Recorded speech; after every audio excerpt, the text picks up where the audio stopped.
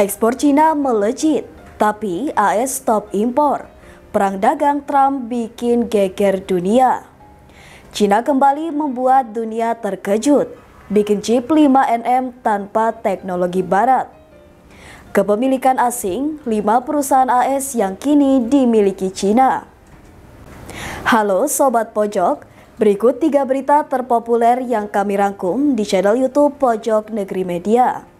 Di berita pertama, di tengah ketegangan global dan tarif tinggi dari Amerika Serikat, ekspor Cina justru melejit. Tapi jangan salah, ekspor ke Amerika anjlok tajam. Apa yang sebenarnya terjadi? Bagaimana efeknya ke perang dagang global dan ekonomi dunia? Di tengah ketegangan global dan tarif tinggi dari Amerika Serikat, ekspor Cina justru melejit. Tapi jangan salah, ekspor ke Amerika anjlok tajam. Apa yang sebenarnya terjadi? Bagaimana efeknya ke perang dagang global dan ekonomi dunia? Menurut data resmi dari Administrasi Bea Cukai Cina, ekspor negeri tirai bambu naik tajam sebesar 8,1% pada bulan April 2025. Ini jauh di atas ekspektasi para ekonom yang hanya memprediksi kenaikan 2%. Meskipun impor turun tipis 0,2%, Cina berhasil mencatat surplus perdagangan senilai 96 miliar dolar Amerika Serikat. Artinya, Cina tetap menjadi kekuatan besar dalam rantai pasok global meski dibatasi Amerika. Namun, ada satu fakta yang cukup mencolok. Ekspor Cina ke Amerika Serikat anjlok 21% setelah Presiden Donald Trump mengenaikan tarif lebih dari 100% pada awal April. Ini merupakan pukulan keras dalam hubungan dagang dua ekonomi terbesar dunia. Tapi menariknya, penurunan ini tidak membuat ekspor Cina kolaps. Mereka justru mencari pasar alternatif. Sebagai respon cepat, Cina memperluas ekspornya ke wilayah lain. Ekspor ke negara-negara ASEAN naik 21%, sementara ke Uni Eropa naik 8%. Dengan kata lain, Cina sedang mengalihkan pasarnya dari Amerika Serikat ke Asia Tenggara dan Eropa. Strategi ini menunjukkan bagaimana Cina kini semakin bergantung pada permintaan asing, tapi tidak bergantung pada satu negara saja. Bukan hanya ekspor Cina yang terganggu. Impor Cina dari Amerika Serikat juga turun 14% setelah Beijing membalas dengan tarif terhadap barang-barang asal Amerika. Efeknya, banyak produk Cina kehilangan pasar di Cina. Dan analis memperingatkan bahwa jika ini terus berlanjut, volume perdagangan Amerika Serikat Cina bisa jatuh bebas. Dari hampir 690 miliar dolar pada tahun lalu, menjadi nyaris tidak signifikan. Meskipun ketegangan memuncak, harapan masih ada. Negosiasi dagang pertama antara Amerika Serikat dan Cina di era Trump dijadwalkan berlangsung pada akhir pekan ini, 10 Mei 2025. Delegasi Amerika Serikat dipimpin oleh Menteri Keuangan Scott Bessent, sedangkan dari Cina hadir Wakil Perdana Menteri He Weng. Tapi suasana menjelang pertemuan cukup panas. Trump menegaskan tak akan menurunkan tarif sebagai bagian dari negosiasi. Sementara Cina tetap menuntut agar Amerika Serikat mencabut seluruh tarif sebelum ada pembicaraan yang lebih dalam. Kedua negara kini berada di posisi keras. Pertanyaannya, akankah mereka bisa menemukan jalan tengah? Ataukah ini awal dari perang dagang jilid 2 yang lebih parah? Perusahaan-perusahaan global saat ini cemas karena ketegangan ini bisa berdampak pada rantai pasok global, harga barang, dan inflasi konsumen di seluruh dunia. Ekspor Cina naik, tapi perang dagang belum berakhir. Tarif tinggi ini tak hanya mengguncang dua negara, tapi juga mengancam kestabilan ekonomi global. Ketika dunia menyangka Cina akan mandek di teknologi chip 14 nanometer karena sanksi ketat dari Amerika Serikat, Ternyata mereka justru melompat jauh ke depan. Tanpa teknologi tercanggih dari Barat, China berhasil memproduksi chip 5nm. Ketika dunia menyangka China akan mandek di teknologi chip 14 nanometer karena sanksi ketat dari Amerika Serikat, ternyata mereka justru melompat jauh ke depan. Tanpa teknologi tercanggih dari Barat, China berhasil memproduksi chip 5nm. Sejak 2020, Amerika Serikat melarang perusahaan semikonduktor China seperti SMIC mengakses peralatan canggih, termasuk mesin litografi EUV buatan ASML Belanda. Mesin ini merupakan kunci produksi chip kelas atas, termasuk 7nm, 5nm hingga 3nm. Tanpa EUV, hampir semua pihak sepakat China tak akan bisa bersaing di tingkat tertinggi chip. Tapi pada Mei 2025, laporan dari Gizmo China mengejutkan dunia. SMIC sukses memproduksi chip 5nm. Dan yang paling mengejutkan, mereka melakukannya tanpa EUV. Sebagai gantinya, mereka menggunakan teknologi litografi lama, DUV atau Deep Ultraviolet, yang sebetulnya tidak didesain untuk pekerjaan serumit ini. SMIC menerapkan teknik ekstrim bernama Self-Aligned Quadruple Patterning atau SAQP. Teknik ini memungkinkan mereka mencetak pola-pola ultra kecil pada chip dengan menggunakan proses litografi dan etsa berulang kali.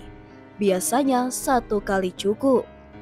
Secara teknis, EUV punya panjang gelombang 13,5 nm, jauh lebih pendek dan presisi dibanding DUV yang panjang gelombangnya sekitar 193 nm.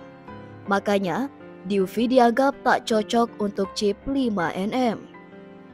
Tapi China membuktikan kalau tak bisa pakai jalan tol, mereka tetap sampai tujuan lewat jalan kampung dengan cara yang jauh lebih sulit. Keberhasilan ini membuat industri global waspada. Jika China bisa memproduksi chip canggih secara mandiri, maka sanksi-sanksi AS bisa kehilangan efeknya. Selain itu, negara-negara lain yang khawatir dengan dominasi teknologi Barat bisa mulai melirik China sebagai alternatif sumber semikonduktor. Menurut laporan terbaru, SMIC bahkan sedang menguji teknik yang lebih ekstrim lagi, Self-Aligned Octuple Patterning atau SAOP. Ya, 8 kali pencetakan untuk mencapai presisi yang cukup guna memproduksi chip 3nm. Ini membuat dunia bertanya-tanya, sejauh mana China bisa mendorong teknologi DUV sebelum kehabisan nafas. Keberhasilan ini bukan hanya soal teknologi. Ini adalah pernyataan politik dan ekonomi bahwa China tak akan tinggal diam di bawah tekanan. Dunia kini menyaksikan dalam peperangan chip global, siapa yang benar-benar menguasai masa depan.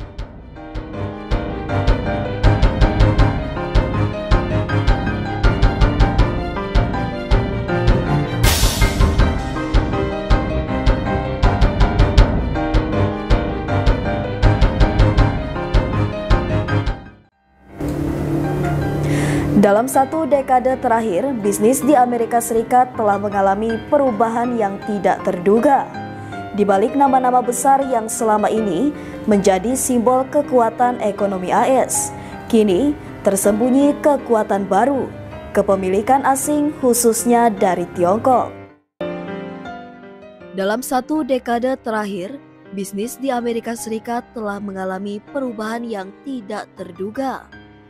Di balik nama-nama besar yang selama ini menjadi simbol kekuatan ekonomi AS, kini tersembunyi kekuatan baru, kepemilikan asing khususnya dari Tiongkok. Akuisisi strategis yang dilakukan oleh perusahaan-perusahaan Tiongkok telah mengguncang dunia korporat Amerika. Bagaimana ini bisa terjadi? apa dampaknya bagi ekonomi dan keamanan nasional AS?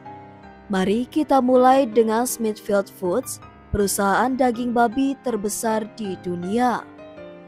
Pada tahun 2013, perusahaan asal Tiongkok, WH Group, dahulu dikenal sebagai Shuanghui International, mengambil alih Smithfield dalam kesepakatan senilai 4,7 miliar US dollar.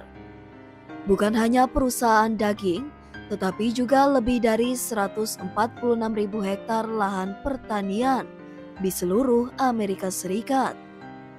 Meski kantor pusat tetap berada di Virginia, kendali kini ada di tangan Beijing. Akuisisi ini menimbulkan pertanyaan besar. Apakah ketahanan pangan Amerika kini tergantung pada keputusan asing? Lalu ada GE Appliance, divisi peralatan rumah tangga, yang sebelumnya milik General Electric. Pada 2016, Haier Group, raksasa elektronik asal Tiongkok, mengambil alih GE Appliance senilai 5,4 miliar US dollar. Sekarang, meskipun produk GE masih diproduksi di Amerika, keputusan strategis utama ada di tangan Haier yang berbasis di Qingdao, Tiongkok. Akuisisi ini memperkuat ambisi Haier untuk menguasai pasar peralatan rumah tangga global dan semakin menunjukkan kekuatan Tiongkok di sektor industri konsumer. Motorola, pelopor komunikasi nirkabel asal Amerika, mengalami masa-masa sulit. Pada 2014, Lenovo, produsen PC terbesar dari Tiongkok, membeli Motorola Mobility dari Google dengan nilai 2,91 miliar US dollar. Meskipun tetap menggunakan merek Motorola, kini Motorola Mobility adalah bagian dari strategi ekspansi teknologi Lenovo. Dengan mengakuisisi Motorola, Lenovo memperoleh akses ke teknologi dan paten berharga, mempercepat langkah mereka untuk menguasai pasar global ponsel pintar. Industri otomotif juga tidak lepas dari pengaruh asing. Pada 2010, Nexteer Automotive, penyedia sistem kemudi untuk banyak produsen mobil AS, diambil alih oleh anak perusahaan dari Aviation Industry Corporation of China atau AVIC, sebuah badan usaha milik negara Tiongkok. Dengan kontrol atas teknologi otomotif vital, banyak yang khawatir tentang dampak pengaruh politik Tiongkok terhadap industri mobil Amerika, terutama terkait dengan keamanan dan kemandirian teknologi otomotif. Dan siapa yang bisa melupakan Waldorf Astoria, hotel legendaris di New York? Pada 2014, Anbank Insurance Group, perusahaan asuransi asal Tiongkok, membeli hotel mewah ini dengan harga mendekati 2 miliar US dollar. Hotel yang pernah menjadi tempat menginap para presiden dan selebritas dunia, kini dimiliki oleh perusahaan yang berafiliasi dengan pemerintah Tiongkok. Kepemilikan asing terhadap properti ikonik ini memunculkan perdebatan besar. Apakah ini beresiko untuk keamanan dan privatisasi aset simbolik nasional Amerika? Kepemilikan asing terhadap perusahaan-perusahaan besar ini bukan hanya tentang uang. Ini adalah fenomena globalisasi yang semakin memengaruhi sektor-sektor kritis di dunia, dari pangan hingga teknologi, otomotif hingga properti. Perusahaan-perusahaan Tiongkok kini mengendalikan banyak aset strategis di Amerika Serikat, memunculkan pertanyaan tentang ketahanan nasional, keamanan data, dan independensi ekonomi. Namun, di sisi lain, fenomena ini menunjukkan bagaimana Tiongkok semakin mendominasi panggung ekonomi global. Dengan semakin banyaknya perusahaan AS yang berada di bawah kendali asing, kita harus bertanya, apakah ini hanya awal dari perubahan besar dalam ekonomi global? Apakah Amerika akan mampu mempertahankan kontrol atas bisnis-bisnis strategis mereka? Atau akankah kepemilikan asing semakin merajai landscape ekonomi AS?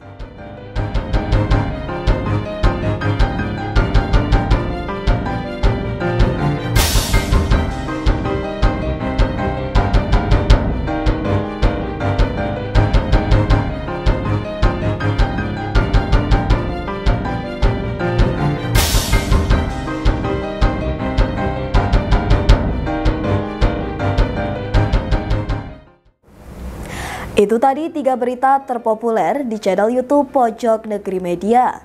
Jangan lupa untuk share, komen, dan subscribe channel kami. Sampai jumpa di Top 3 Pojok Negeri Media selanjutnya.